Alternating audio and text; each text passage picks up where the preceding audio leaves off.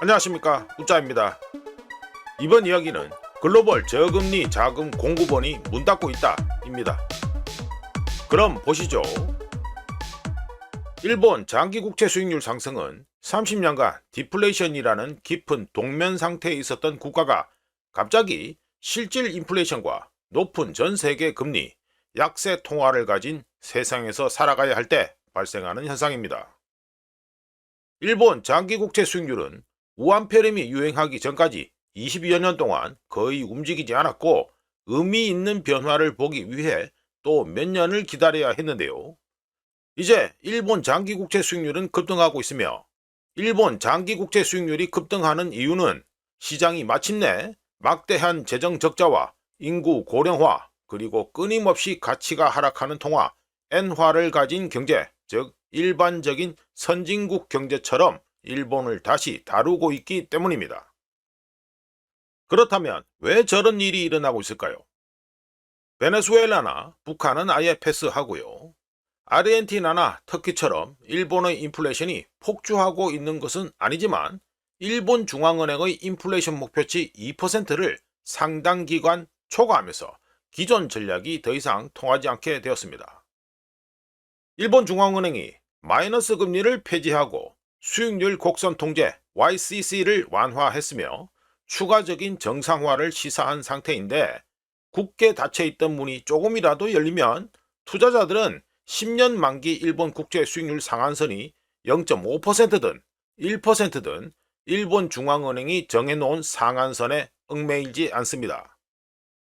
일본 중앙은행이 지난 몇 년간 한 일을 잠깐 얘기해보면, 일본 중앙은행은 수익률 곡선 통제 YCC 하에서 단기 금리를 마이너스 0.1%, 10년 만기 일본 국채 수익률을 약 0%로 유지하다가 2022년 12월 10년 만기 일본 국채 상한선을 0.25%에서 0.5%로 올렸고, 2023년 7월에는 또다시 0.5%에서 1%로 상한선을 올렸습니다.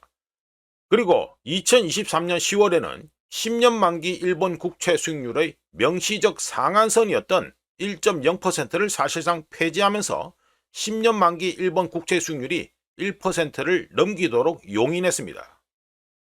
한편 투자자들은 일본이 경기 부양책을 시행하고 엔화 약세를 통해 더 많은 인플레이션을 말 그대로 수입하며 일본 가계 지원을 부채에 크게 의존한다면 일본의 금리가 어떻게 되어야 하는지 묻기 시작했습니다.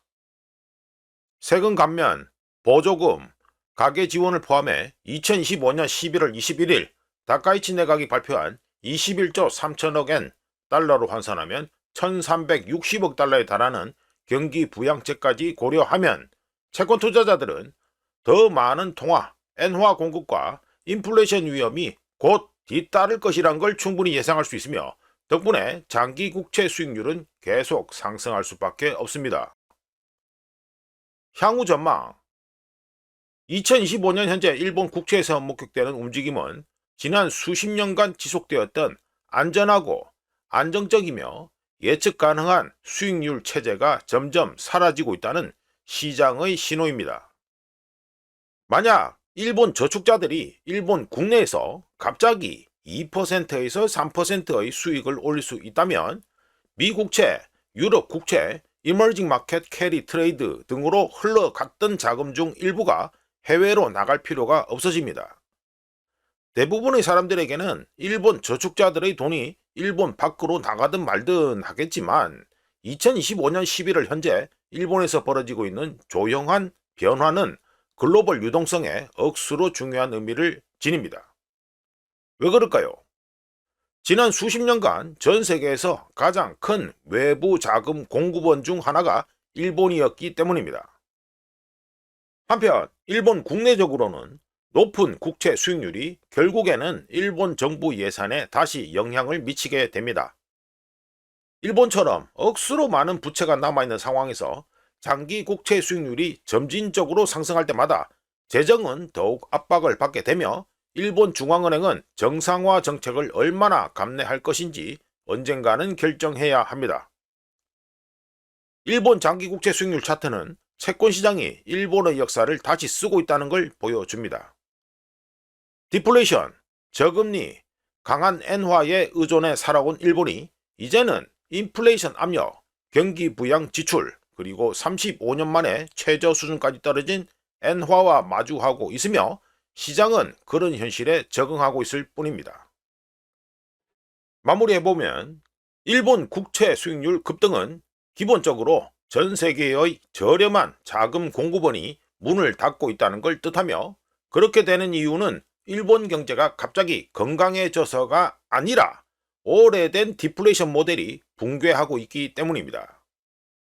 지난 수십 년 동안 일본의 금리는 너무 낮아서 일본 투자자들은 전 세계로 돈을 보내야 했고, 덕분에 전 세계적으로 차입 비용이 조용히 그리고 낮게 유지되었었습니다. 이제 일본 국내에서 실질적인 수익을 얻을 수 있게 되면서 일본 밖으로 돈을 보낼 필요가 더 이상 없게 되고 있고, 일본이 세계 최대 자금 공급원 또는 세계 최대 대출국 중 하나였던 까닭에 일본에서 벌어지는 변화는 글로벌 금융 시스템을 긴축시키고 미국을 포함한 전 세계 금리를 상승시킬 것으로 예상됩니다. 일본 장기 국채 수익률 상승은 오랫동안 지속된 일본의 약점들이 마침내 가격에 반영되었고, 일본을 제외한 세계가 여기에 적응해야 한다는 신호입니다. 이상 글로벌 저금리 자금 공급원이 문 닫고 있다 였습니다. 구독, 좋아요, 그리고 회원가입 감사합니다. 다른 이야기로 또 찾아뵙겠습니다.